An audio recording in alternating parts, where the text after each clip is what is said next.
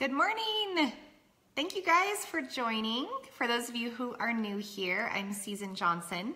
I am a nutritional therapy practitioner. I'm also the founder of the Kick Cancer Movement, and I'm a presidential diamond with doTERRA. My goal is to educate and empower people to really live their healthiest life possible. So you can find me here on Facebook, of course. I'm over on Instagram as Susan Johnson. And of course, my website is susanjohnson.com, and you will find tons of information there as well.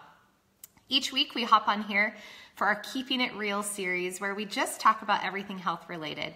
And today I want to highlight a really important and really common topic about thyroid health. So if you know somebody that's dealing with thyroid, share this broadcast. You can even click to share now so that your friends can watch.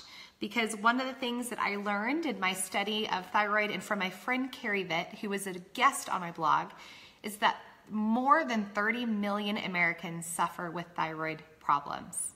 And it's estimated that about, I think it's, 14 to 15 million of them have an actual autoimmune disease with their thyroid known as Hashimoto's. So I know there's somebody that can benefit from this, so please feel free to share. And today what I want to do is just take a few minutes of your time and highlight my favorite essential oil blend to use for thyroid. But first, know that my good friend Carrie Vitt, she is known as a very well-known cookbook author. She has written a few cookbooks that are my personal favorites, but her story is really powerful, and I asked her to share on my blog, and you can click the link in the title to this video to read all about how she was able to reverse her thyroid disease using diet, detoxification, and even essential oils. So it's a really powerful story, and I want to assure you that it is possible to reverse thyroid disease. But it's important to know that it's going to take a little bit more than just an essential oil, or a little bit more than eating healthy once a day.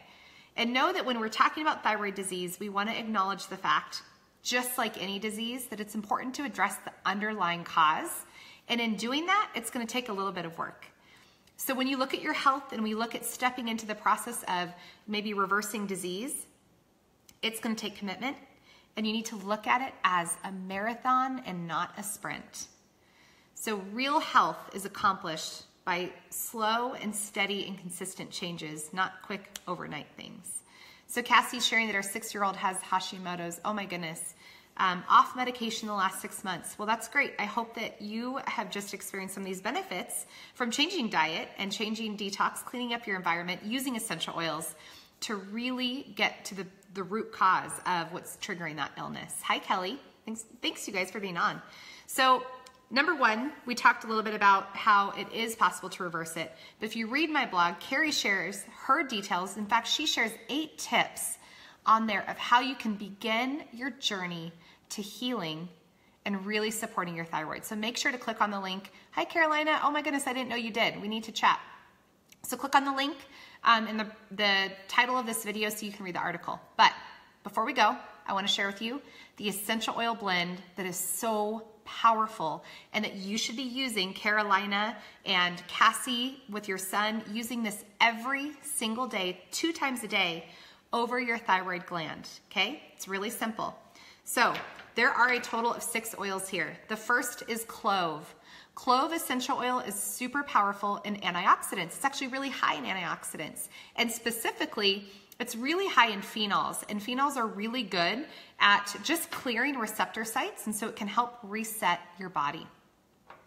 Frankincense. We know how powerful frankincense is. Frankincense essential oil is helpful at reducing and removing inflammation in the body. And we know that with any illness, there's a lot of inflammation present. So adding frankincense to this blend is going to be very helpful. And I am going to tell you in just a moment how to use these oils so that it's really easy, okay? Now, the next thing is using myrrh. Myrrh is a really powerful oil. In fact, I want to read something. Myrrh is rich in sesquiterpenes, and I think it's really powerful that this is said, it's quoted saying that myrrh can erase or deprogram miswritten codes in cellular memory. That's really powerful. That actually comes from a book called The Chemistry of Essential Oils Made Simple. So myrrh, which was a gift brought to the Christ child along with frankincense, both of those, not only were they just seen as really incredibly powerful oils then, but now today they're being used to help change the profile of our body. That's crazy, right? So then the next one is marjoram. And marjoram is an essential oil. I cook with it. I use it in place of this spice, but it's really helpful for supporting the spleen. And for those of you who don't understand the body process and the body systems, the spleen really needs to be supported when we're supporting our thyroid. Basil. I also cook with this one. In fact, you guys, I love the smell of basil. To me, it's just a really clean, uplifting smell, but basil is really supportive of your adrenal glands. And for those of you who aren't aware of this, your adrenals and your thyroid work together. So when one's off balance, we have to make sure we're also supporting the other because they truly do work hand in hand. So basil is going to be supportive of making sure that your adrenal glands are functioning.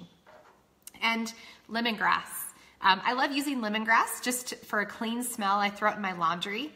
But lemongrass is really powerful at balancing the body. So even just applying it to the bottoms of your feet, you're going to bring balance to your overall body. And we know when an organ is disrupted and it's not working properly, we need to put it back into balance. And so lemongrass can do so. Now, I just told you 6 oils to use, right? That's a lot. So to sit there every morning and every night to put a couple drops on and just rub it over your thyroid, that sounds a little bit time consuming. And a few of those oils, like clove and lemongrass, are a little bit warm. And so they might feel uncomfortable putting them directly on your skin. So I have a solution for you. You can get a 10 milliliter glass roller bottle. This one's painted white. It's a decorative one. You can get these on Amazon. And if you purchase essential oils through me, upon your purchase this month, I'm going to gift you a welcome packet that comes with essential oil roller bottles. But what you want to do is you're going to do 15 to 20 drops of each of the oils that I just told you in this roller bottle, and then you're going to top it off with fractionated coconut oil to dilute it. Then you put the little roller on top. You're going to push it down, and now you just roll it over your thyroid morning and night. And I would say 5 swipes. Now, for the little one, Cassie, for your son, you only need to do 5 drops of each of those oils in the same size 10 milliliter roller bottle and roll it right over his thyroid. And you're going to do that again twice a day, and I would do 5 swipes. So it is that simple, you guys. I want you to read the blog post. You're going to learn the different steps that Carrie took to reverse her Hashimoto's disease, and I want you to start using these oils on a regular basis as well. If you aren't already a doTERRA customer, that's actually one of my jobs, is I can help people get set up with their own doTERRA wholesale account. And if you're interested in that, make sure to send us a message in Facebook and we'll let you know what that entails, how you can get a discount, and how you can also qualify to get a complimentary wellness consult with me. So I see there's a few questions. I try to keep these short and sweet, but I'll go ahead and address these questions because I really want to honor your guys' time as well. So Jackie's saying that she had radiation back in the 90s. So she does take some supplements and she is cleaning up the way she's eating, which is really powerful. So Jackie, you will still see improvement in your thyroid function, absolutely, by making these changes. So it sounds like you probably have already seen some of that improvement. Is there anything you can do when you've had radioactive iodine done on your thyroid? Kind of a similar question, Audrey. And yes, I absolutely would still recommend following these practices because you know what's interesting, you guys? It's the way God created our bodies is with this incredible innate intelligence. And I have even seen these images done by medical professionals when somebody has had a gallbladder removed or an organ removed, that the body almost compensates for that and cells start to form. Let's say it's your thyroid. They form in the shape of a thyroid, even though you don't have your thyroid anymore. So your body is still trying to compensate and operate at the level that you do. So Audrey, you still absolutely want to support your thyroid the same exact way. Carolina, yes, your son, I know he's fighting brain cancer and has adrenal insufficiency. So this would absolutely be helpful for him to be using as well. So one last time, Tina, the oils are frankincense, myrrh, clove, marjoram, basil, and lemongrass. Awesome. Thank you guys so much for trusting me and just taking a few minutes out of your day to listen. If this was helpful, please share it. And don't forget to read the blog post. I think you'll find that really helpful as well. Have a beautiful day, and I will see you guys next week.